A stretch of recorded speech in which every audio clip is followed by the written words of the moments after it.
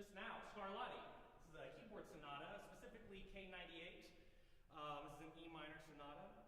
This is the piece that sort of introduced me to the idea of trying to use more extended four-mallet techniques to arrange these sort of keyboard works for solo marimba.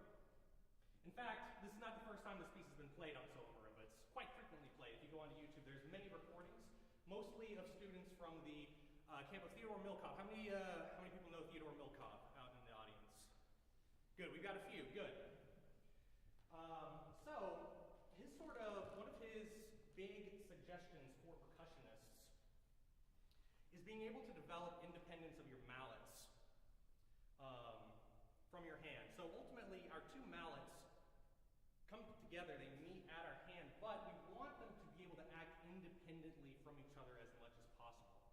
So, one amazing exercise that Theodore Milkov has come up with are just simply rudiments, but with one hand. So here we've got a paradiddle, for instance. I think we're all familiar with this one. Another one is a Swiss Army triplet. It's pretty tricky, but mastering rudiments this way sort of unlocks the ability for us to have this independence of each mallet. What advantages does that bring us, though? You might be thinking, you know, what's the point? Cool, you can do rudiments on a practice pad. But the implications for doing scales with one hand are huge. So let's start by talking about, well, the piece I just played, Scarlatti. So this is a piece that's in The way I played it just now, many of the running scales I chose to use one hand. But many recordings online, you'll see many performers choose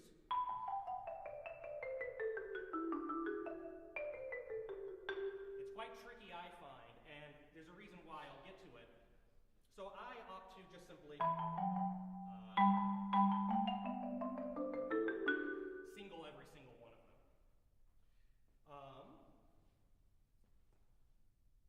So what other parts of the Scarlatti make it very approachable for us as marimba player? The biggest one is just the opening theme.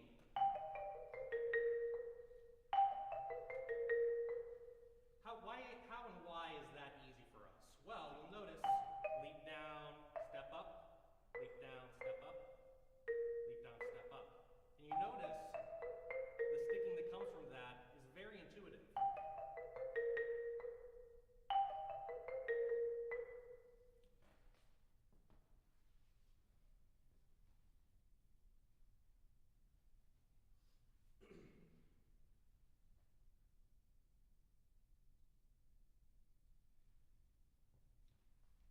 So we can take that same idea and approach scales in a similar sort of way.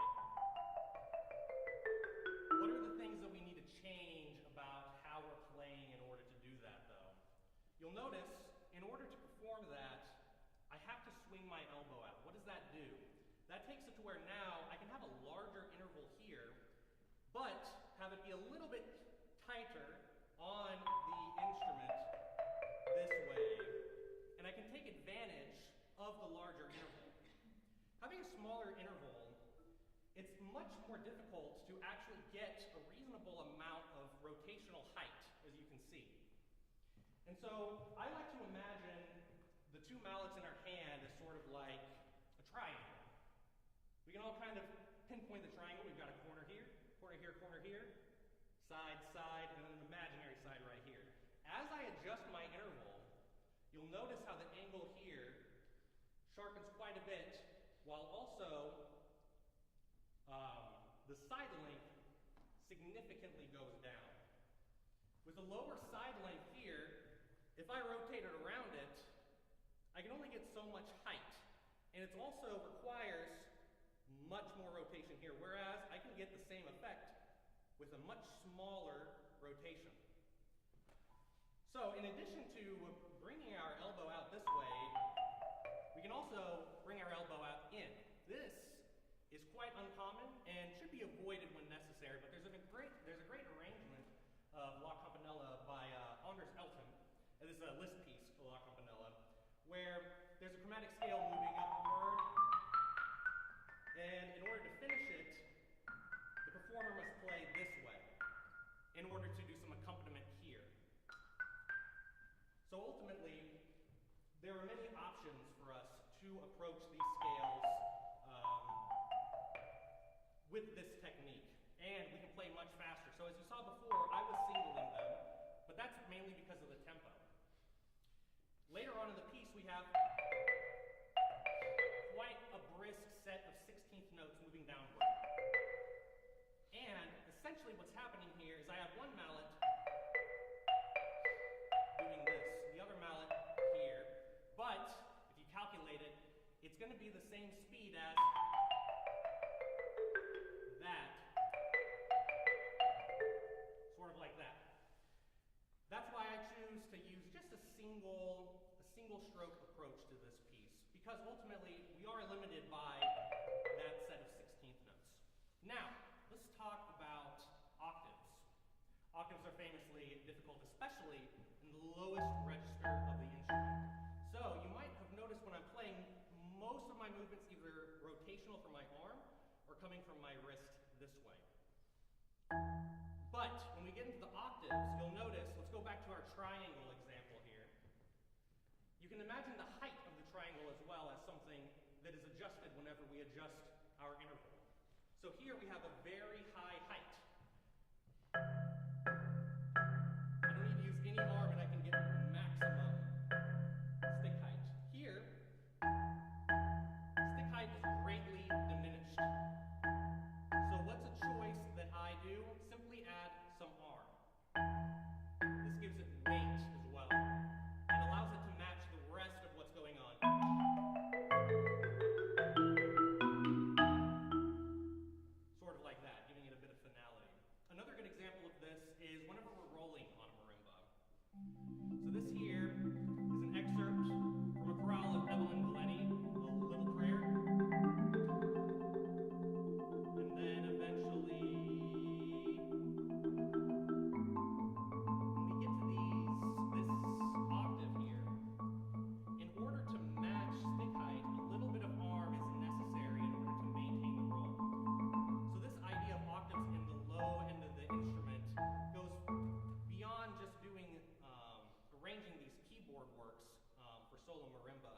we can use it in other areas of our performance as well. All right, next, ornaments. So, as it is a classical era work, it is littered with ornaments. Fortunately for us, we live in 2026, and we have free will, so we can ultimately do whatever we want for these ornaments. But, with that being said, it's nice to go back into the original score and see what exactly was the intention. So, ornaments will often have like a squiggly, and depending on how many squiggles there are in it, is how many of those you do. In this piece, they're often just one neighbor tone, like here.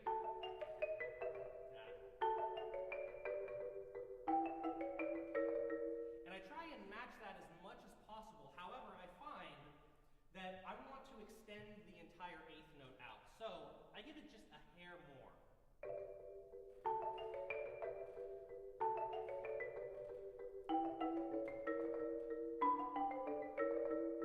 Like that. And that allows you to fill out the rhythm a little bit more. In addition, at the very end of the piece, there's one last ornament. Similarly, it's set up to where you're supposed to do a bit of a picardy third, but of course, it's not really feasible to do that with just our two mallets, I've found. So, I thought, well, how am I going to approach this? If I can't physically do it, I'm just going to keep it simple. Simpler is always better. As long as I can hit that E natural, not the D natural. Just like that. And it gives it more of a sense of finality there. Extending out the tremolo as long as possible. Sweet. Well, I think that's enough about the Scarlatti. So let's start talking about the Mozart movement. This was a piece that, when I first listened to it, I realized this first movement in particular it's dense enough, or rather not dense enough to be not playable anymore, if that makes sense. There's not a whole lot of actual notes going on. Many of it can be played straight down, like here right at the very beginning. But what do we do if there are more notes than we can physically play? For instance, at the very end of the first section, the first phrase of the theme, that's what we have in the right hand. Well, there's two ways we can approach that. We can try and actually fit all of those notes in by doing kind of a roll. In this context, I find that that simply doesn't work. Why? Because there's a straight rhythm that happens there that needs to be preserved. So the way I played it just now is how I chose to approach it. And that is what I like to call finding the hidden counterpoint in it. And in this moment, there's a nice set of parallel sixths that occur with the melody. That's the melody, and here's the parallel sixth. And together. And ultimately, that's all you need to get the point across to the audience. You don't need to fill out the harmony completely, because the audience is going to tell that we have three dominant 1, 6, 4, 5, 1. You don't need to fill out every single note. While it is more colorful and would be nice if I could do that, there are certain sacrifices that we as marimba players have to make, and that's one of them. Next is voicing. Mozart is famously really difficult to voice and phrase properly. But this is actually, I find, to be one of the biggest advantages that we have as marimba players compared to the piano.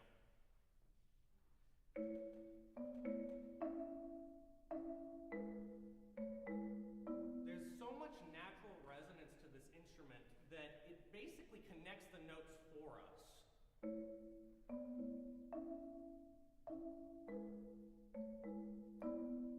Whereas the pianist would have to time exactly when they're undepressing notes very specifically in order to voice things properly.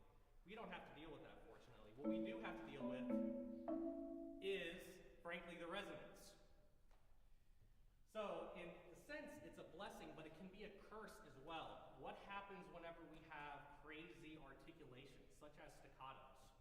Well, I'm going to jump ahead real quick to the third variation. At the end of the third variation, there's a set of where it's staccato, staccato, staccato, staccato, legato. How are we going to approach that and make it believable on our instrument if we can't make a perfectly depressed note without, changing the timbre of the instrument? Well, the biggest thing we can play with are dynamics. If we keep our stick heights as low as possible, the lower dynamic is going to make it to where the notes feel more separated. In addition to that, we can, and there's sort of diminishing returns with this, but try to have a little bit more of a xylophone approach. Whereas with xylophone, we play really down into the bar. We can try and do something similar there, but it can only do so much, unfortunately, for us. Another good example of this is in the fifth variation of this.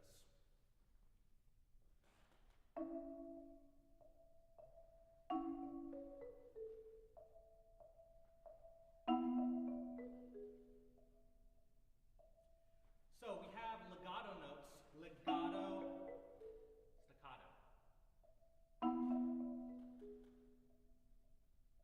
And as long as this sforzando piano resonates and lasts long enough, it gives us the ability to connect those first notes while these notes here can remain separated.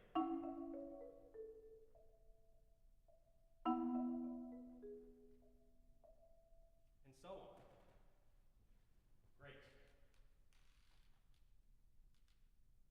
So, now let's talk about the first variation. The first variation is where we start to run into difficulties with the range of the instrument. Halfway through the first phrase, we have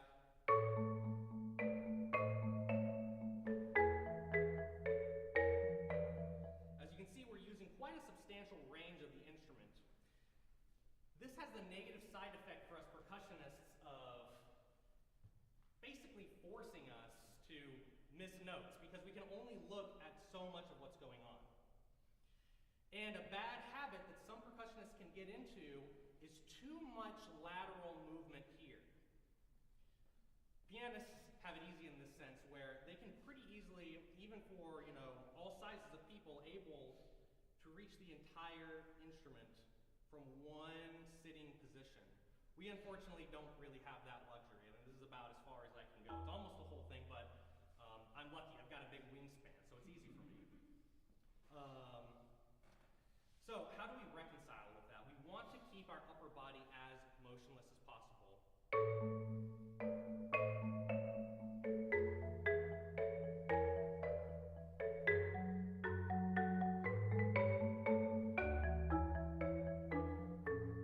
Not the best playing example in the world, but you'll see, rather than shifting my body over to make my left hand more comfortable, I just simply move it further than I feel comfortable at first. The more you do this, it starts to become more and more natural. And if you can find a position somewhere near middle C, for the most part, you should be able to reach the majority of the keyboard from here, and ideally not having to do that lateral motion, i.e. not missing a bunch of notes. So this doesn't just have implications for arranging these keyboard instruments. This is something that we can use on any piece that we perform. The rotations, con variations, some of these great pieces. If we can keep our upper body as still as possible, our note accuracy is going to be maximized that way. Next, octave displacement. So in the first variation, we encounter our very first note that doesn't exist on this instrument, A1. So for those who are unfamiliar, the range of the marimba goes down to C2, and then next theoretically would be B1, B flat 1, and then A1. And at the end of this variation, we would have AA. We obviously can't do that. So what's an alternative for Well, we can just take this A and play it up an octave. This still doesn't work in my opinion. I'm not happy with it because it destroys the contour of the piece. You know, it's supposed to go up. So in addition to raising this octave here, I'm going to raise this octave as well to ensure the contour stays. Now, counter to that, in the second half of this variation,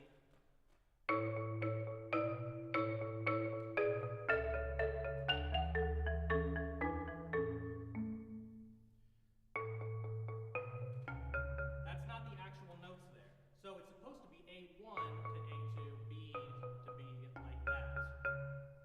So what's the first option? If we take everything I just said into account, we would play it maybe something like this. So that presents a challenge in and of itself. As you can see, it's a pretty big leap that you're required to make at that point. So it's already borderline, getting close to unplayable. So rather than do that, I find that if you take this one concession and say, it increases the playability dramatically. Sometimes we'll have moments like that where we have to make sacrifices in order to increase that playability. In that same moment we have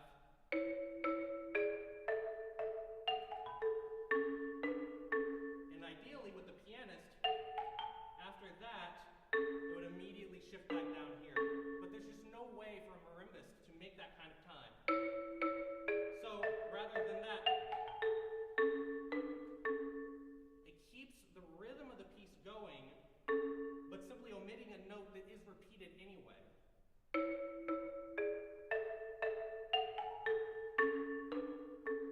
And you get the same effect. Sweet. I think that's enough about variation 1. We're going to skip variation 2 for now. We're going to come back to it with variation 6. If you're familiar with this piece, variations 2 and 6 are really hard. But we're going to get to it, don't worry, don't worry. Variation 3 though.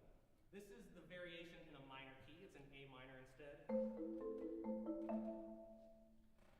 And funnily enough, I find, after attempting to play this on piano as well, I think this variation might be easier to play on marimba than piano. Why do I say that? Well, it starts simple enough, but eventually we get octaves.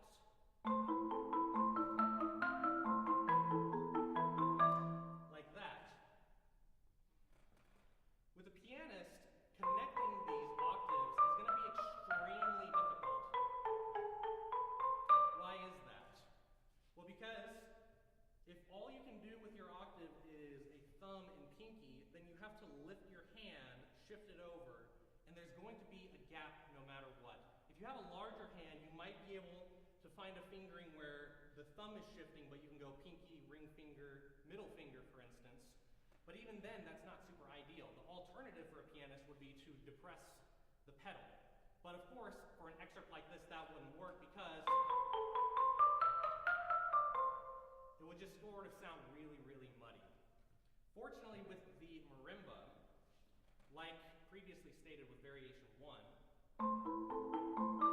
this instrument connects all the voicing for us. We don't really have to try that hard. We just have to hit the right notes. That's all. And so on. So, that being said, let's see. The range. All right, this movement has a pretty extreme range at the end. The very end of the second phrase, we have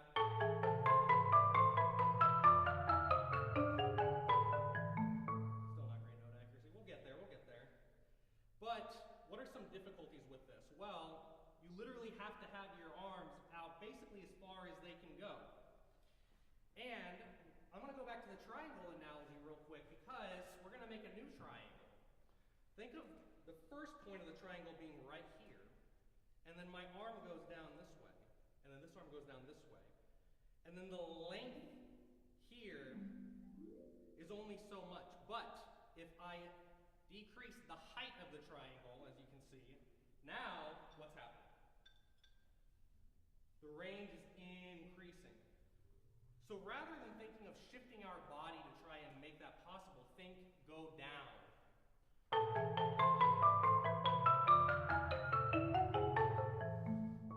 Just like that.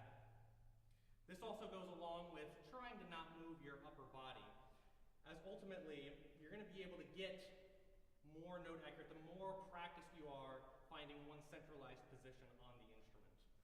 Now let's talk about the octaves. Octaves can be a little bit daunting for us. Fortunately, with this particular excerpt, it's all in the higher range of the instrument. Many percussionists will tend to overthink their interval of their octave because it is true. If I start all the way up here with my octave and I hold that in place and work my way all the way down, now it's a sixth. It's not even a seventh, it's a sixth all the way down here. But ultimately, from C4 all the way up to the top range of the instrument, these notes, the width of them are very, very, very similar. The big changes don't really happen until this range, and especially in this range. So it's best to not overthink our octaves, especially whenever we can use just one part of the instrument. And so on. Sweet. Let's move on to variation 4. This one's my favorite. It's my favorite because I thought I wasn't going to be playing it today. This variation it's pretty tricky for marimba. And for the same reasons why variation 3 is tricky. It's big range.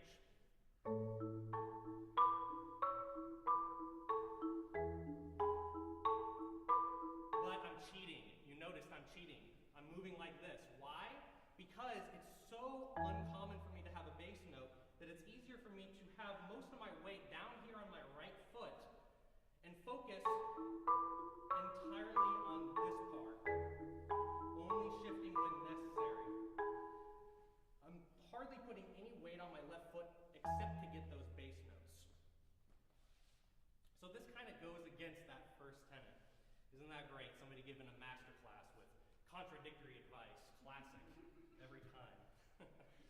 But sometimes, as previously said, you've got to make sacrifices. And this is a movement where you have to make sacrifices. Those who know the piece well know that I'm still not playing it correctly.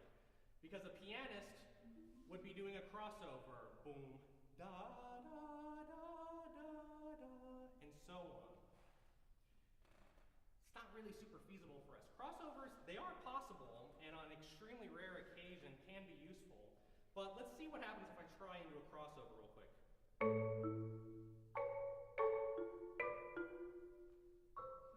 Doesn't really work, unfortunately, because there's just too many notes to have to do up here. It wouldn't really work in practice. So the sacrifice that we have to make is just simply doing the body shift instead. Now, admittedly, this takes away part of the character of the piece. And so on. It takes away part of the character of the piece. In the sense that that's ultimately the virtuosity that comes from that variation, is that crossover. But in order to make it feasible for us marimba players, it's just one of those many sacrifices we have to make. Now, the second phrase of this variation starts with a scale that we must play with one hand. So now we're going to go back to scales, teleporting all the way back to the beginning of the top. How did I do that just now? Well, essentially, it was a combination of rudiments. 4, 3, 3, 4, 3, 3, 4. 4 meaning my outer mallet, and 3 meaning my inner mallet in this case. A major is a great key for this type of technique. Why is it a great key for this type of technique? Because you'll never have, as long as there's no accidental notes in it, you'll never have more than 2 in a row. You'd go all the way down, all the way up, and you would never have to do more than a double with a single mallet.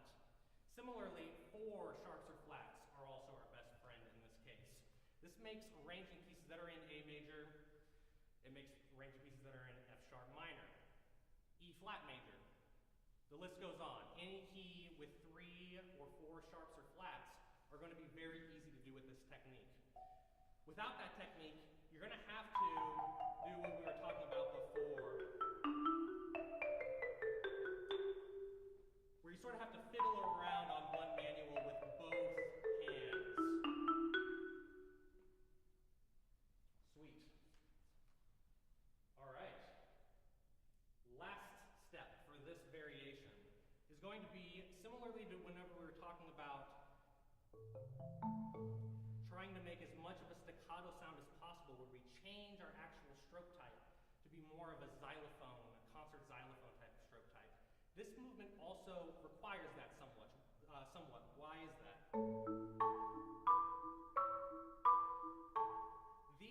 This range of the instrument just needs a little bit more help to project. So it just needs more weight. So you'll notice it's sort of normal here.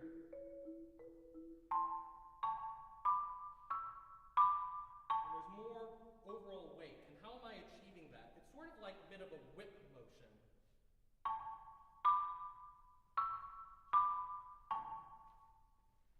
And what that allows us to do is sort of maximize the force that we're moving from here into here. That whipping, it's sort of like, you know, an actual whip, where if you were to whip it, at the very end, you'll get this crazy snap. It's similar to this, where you're increasing the speed here while not having to increase the speed here so much, kind of like a gear, frankly. And so on. Excellent. Let's look at the 5th variation now. This is the adagio variation. Similarly here, we talked about these staccatos. Well, we can also sort of blend them together. In another section of this particular variation, we have these are staccato. And as I increase my dynamic, I can connect the last notes, which are notated to be connected. We have staccato. And then connected at the very end.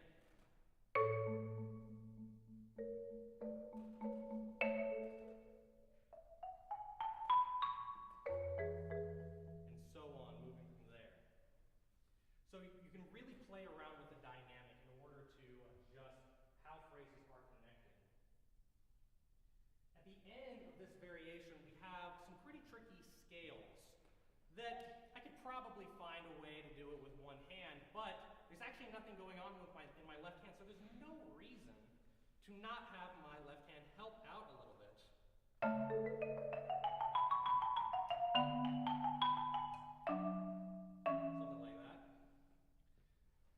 So anytime you have that potential ability to do a scale with 2 hands, you should take advantage of it, no matter what. Unfortunately, if we go back to the 4th variation, as you can see, there's no way to do it because we've got to sustain this Alberti bass here. Sweet. And yeah, in addition to this, this particular variation sort of gives me vibes back to whenever I performed the Sarabande from the 5th cello suite of Bach. This is a very, very slow moving cello suite, or movement from a cello suite, that a cellist, of course, could connect all of those notes just by sustaining the notes longer. We don't have that same choice. We can do this, and yes, we could roll, but I'm sure you all are listening very closely. What do you hear? Articulation. It sounds like it's metered. There's no way to get this perfect. So, in my personal opinion, I find that rolling should be avoided at all costs. I haven't found a use yet in my arrangements of piano works. Perhaps there's a moment that it might make sense, but I'm not looking forward to that day if it is, because then I've got to eat my words on that.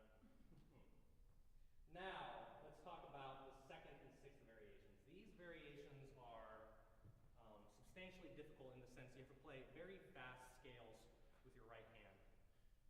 The funny thing about the second variation is independently on their own,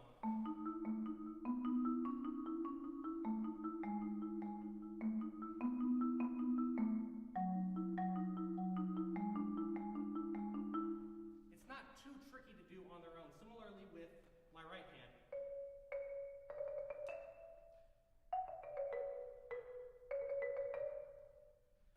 With the proper technique developed,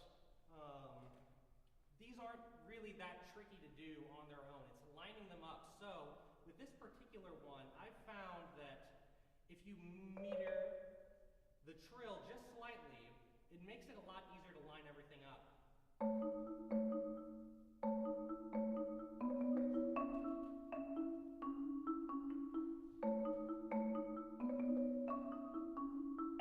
And so on. Another thing that makes this very tricky is the triple over duple meter that happens. Sort of like a flashback to Ribon's A, if you've ever played that piece. 32nd notes over 16th sextuplets. It's very difficult to get that timing just right. And so, let's see.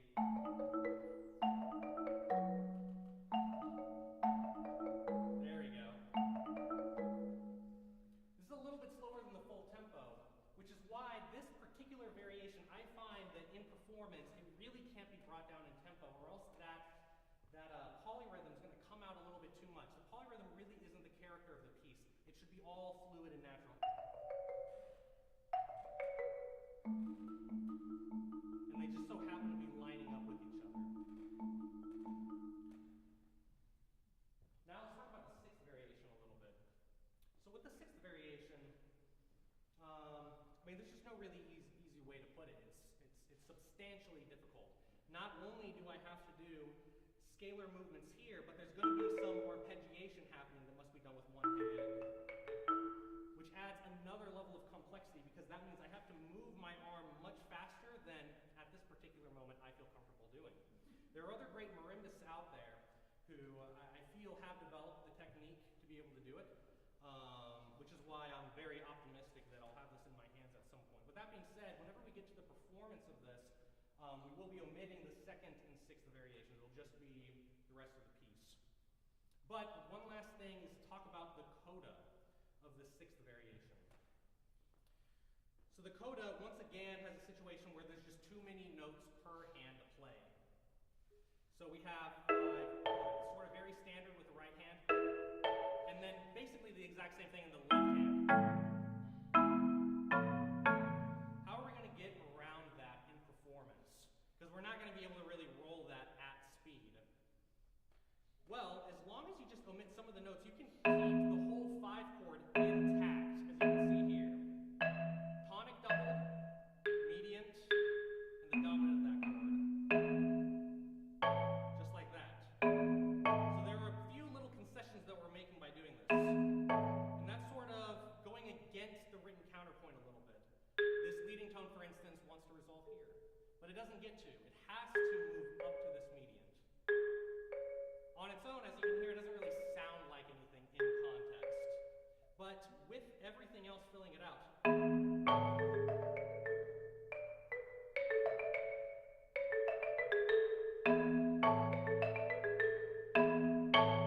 that would be how I would approach playing the very end of this entire movement. And now before moving on and performing what I've got of this Mozart piano sonata, there is, of course, a second and third movement with similar issues found in the second and sixth variations. I do intend, hopefully over the summer and next semester, to be able to map out all of this piano sonata so that it can be playable by a single marimba player. That's sort of further research, if you will. It's research, but sitting in a practice room and playing a marimba, I don't count that as research personally. But that's just me. All right, with that being said, I'm going to go ahead and get to the Mozart now with the performance, and after that we'll talk a little bit about arranging larger scale works for marimba, some of the challenges that come with that, and then a final performance of an arrangement from a video game. All right, here we go.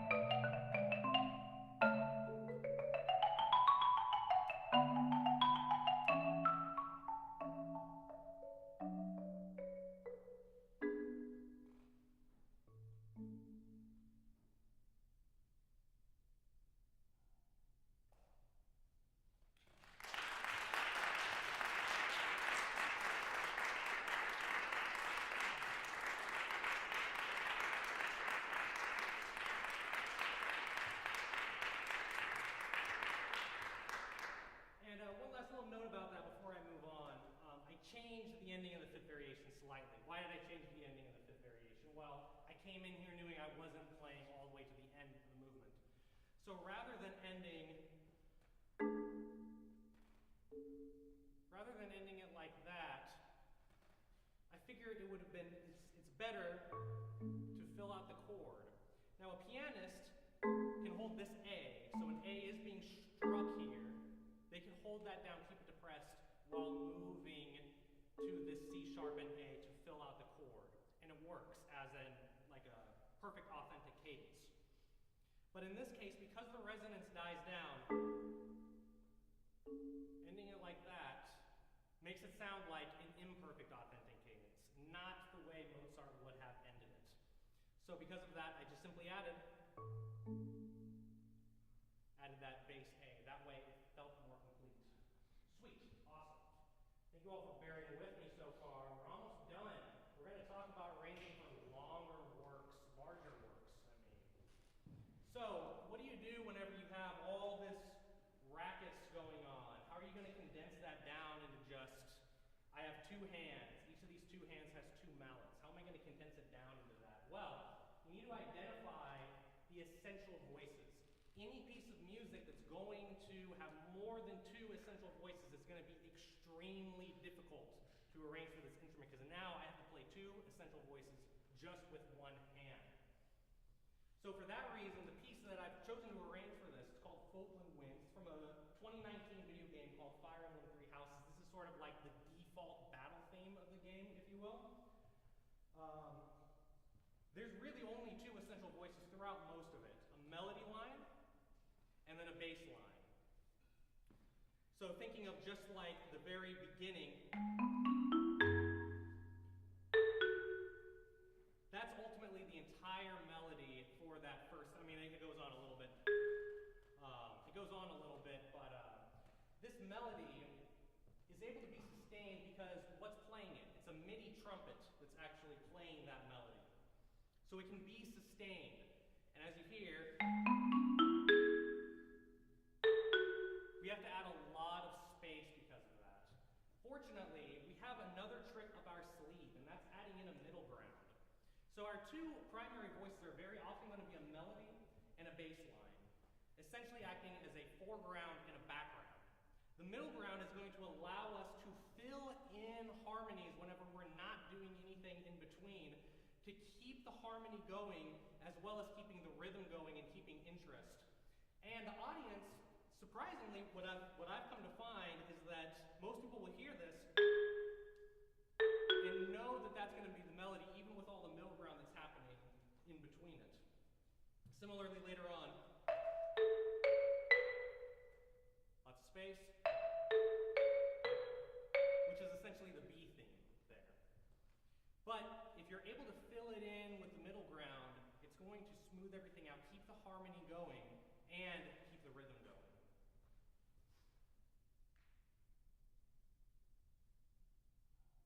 So let's talk about this piece in particular now a little bit more. The original key of this is C minor. C minor, when I was arranging it, didn't work. Why didn't it work? Well, because I couldn't take advantage of the full low range of the instrument. A lot of you probably hear that and think, what are you talking about? Literally the lowest note is a C. So why can't you take use of the entire instrument? Well, because the bass, if we were to play it in C minor, would be moving from the 6th scale degree and then 5, 7, 1. It moves upward. So ultimately the lowest note is not actually C. The lowest note has to be G in C minor, which means that now, while on occasion you might be able to use this range sometimes, I want to be able to fill out the whole bass line using the entire range of the instrument. So I ultimately chose F sharp minor. Another option that you would have would be F minor, because then you'd still be able to use the full range. Why didn't I choose F minor? Because then I would actually get the full range of the instrument. Well, there are some moments where it's just too difficult to actually play. Very often in F minor, playing it, I'll have repeated notes where I'll have to go from the lower notes, these natural notes, upward to the accidental notes. This is very uncomfortable because it requires me to pull up even further on my mallet. Whereas I can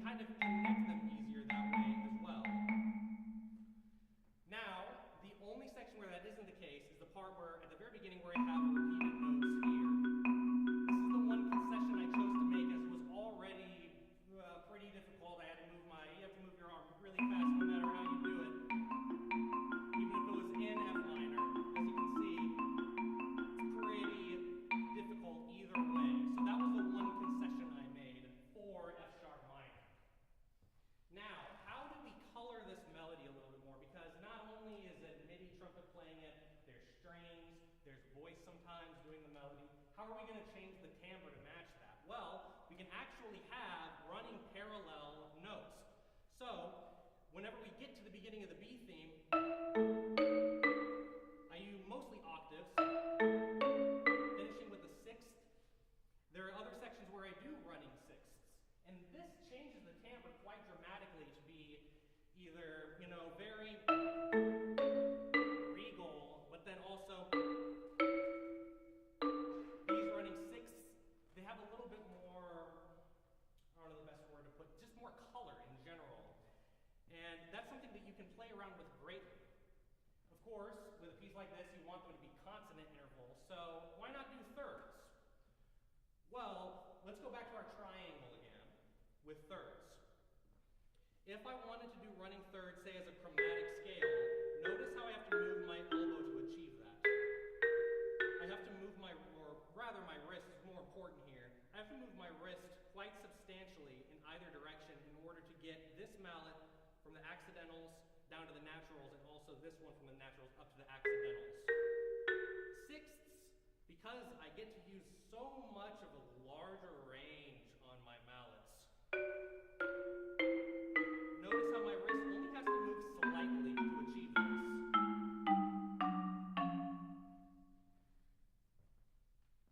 Now, while a pianist would probably have an easier time with thirds, as there's much more delicate ways to sort of finger the thirds, we unfortunately, it's quite tricky for us, as you can see, because it just requires more movement. And even going back to the Mozart, even that is pretty uncomfortable to do. I've gotten comfortable with it in the sense that I've practiced it a lot, but it would have been so much easier had it been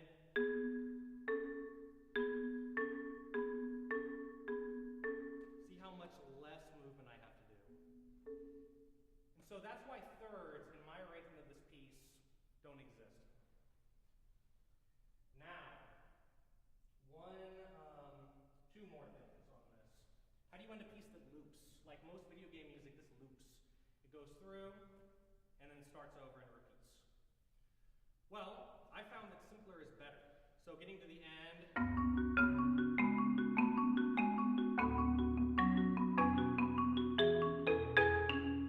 add a bit of a ritardando. All you need is just sort of dominant tonic.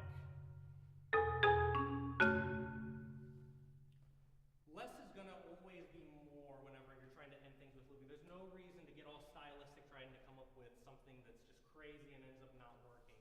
It's best to find something that just simply works. And then the last step with this is I want to push this arrangement even a little bit further. In the actual video game, the form of this piece is A-B, and then A-B again, but with slightly different texture, slightly different orchestration, and then a third time as well. In this particular arrangement, I will only play through it down once without any more variation, just A theme, B theme. I want to try and come up with more variations that work, maybe making it less sparse in the middle, maybe having, rather than trying to always have moving sixths or octaves, maybe I just need a single note at a time. Maybe I don't need as much accompaniment in the middle. These are the things I plan to experiment with as I continue to work on this arrangement. And I want it to eventually be somewhere similar to, think like Doug Perry, for instance, his Undertale variations. Very, very difficult work, but honestly, like a masterwork when it comes to arranging for the marimba. So that's going to be the next step of this piece. And yeah, right before my last performance here, I want to give you guys some names for further research. These are more players who have really mastered this technique. The first one, of course, aforementioned Fyodor Milkov, kind of the pioneer of this four-mallet independence. But also there are some others. Johann Bridger, who's faculty at the Danish Royal School of Music, I believe.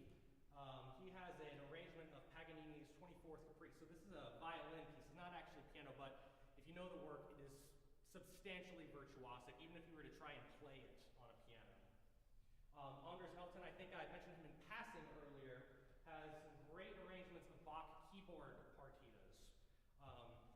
the most insane fugues, being able to do exactly what I was talking about earlier, these scales, arpeggios with one hand at an extreme speed, as well as Liszt etudes, such as La Campanella.